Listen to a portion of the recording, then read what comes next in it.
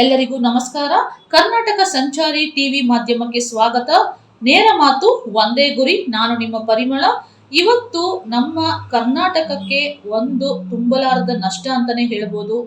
ನಾವು ಒಬ್ಬ ಮಹಾನ್ ವ್ಯಕ್ತಿಯನ್ನ ಕಳ್ಕೊಂಡಿದ್ದೀವಿ. ಅವರು ಯಾರು ಅಲ್ಲ, ನಮ್ಮ ಖ್ಯಾತ ನಿರ್ದೇಶಕರಾದ ಎ.ಟಿ. ರಘು ಸರ್ ಅವರು ನಿನ್ನೆ ರಾತ್ರಿ ಮಾರ್ಚ್ 20ರಂದು ಕಿಡ್ನಿ ವೈಫಲ್ಯದಿಂದ ನಮ್ಮನ್ನೆಲ್ಲ ಅಗಲಿದ್ದಾರೆ. ಈ ಒಂದು ನಿಧನ ಕರ್ನಾಟಕ ಚಲನಚಿತ್ರೋದ್ಯಮಕ್ಕೆ ತುಂಬಲಾರದ ನಷ್ಟ ಅಂತಾನೆ ಹೇಳ್ಬೋದು. ಇವರು ಸುಮಾರು 32 ಚಿತ್ರಗಳನ್ನ ನಿರ್ದೇಶನ ಮಾಡಿದ್ದಾರೆ.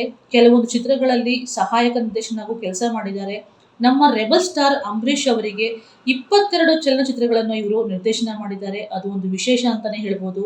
ಅದಲ್ಲದೆ ಟೈಗರ್ ಪ್ರಭಾಕರ್ ಸರ್ ಅವರಿಗೂ ಕೂಡ ಇವರು ನಿರ್ದೇಶನವನ್ನ ಮಾಡಿದ್ದಾರೆ. ಸೊ ಇದು ಒಂದು ತುಂಬಲಾರದ ನಷ್ಟ.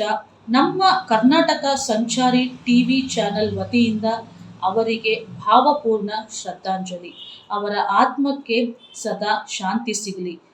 ಎ.ಟಿ. ರಘು ಸರ್ ಅವರು ಮಡಿಕೇರಿಯಲ್ಲಿ ಜನಿಸಿ ಮೊಟ್ಟ ಮೊದಲಿಗೆ ಮಿಸ್ ಲೀಲಾವತಿ ಎಂಬ ಒಂದು ಸಿನಿಮಾದಲ್ಲಿ ಬಣ್ಣ ಹಚ್ಚುವುದರ ಮೂಲಕ ಚಲನಚಿತ್ರಕ್ಕೆ ಕಾಲಿಟ್ರು.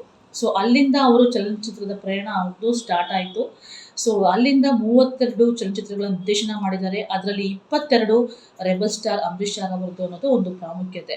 ಅದಲ್ಲದೆ ಅವರು ಟೈಗರ್ ಪ್ರಭಾಕರ್ ಸರ್ ಅವ್ರದ್ದು ಕೂಡ ನಿರ್ದೇಶನ ಮಾಡಿದ್ದಾರೆ. ಹಲವಾರು ಚಿತ್ರಗಳಲ್ಲಿ ಸಹಾಯಕ ನಿರ್ದೇಶನ ಕೆಲಸ ಮಾಡಿದ್ದಾರೆ.